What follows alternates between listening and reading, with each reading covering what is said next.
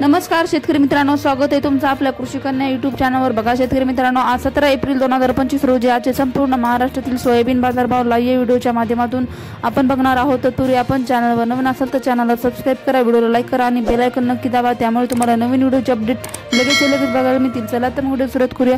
बघा शेतकरी मित्रांनो, कृषी उत्पन्न बाजार समिती कोपरगाव आवकाली 120 क्विंटल, किमान दर 4350 रुपये, कमाल दर 4418 रुपये, सर्वसाधारण दर 4380 रुपये।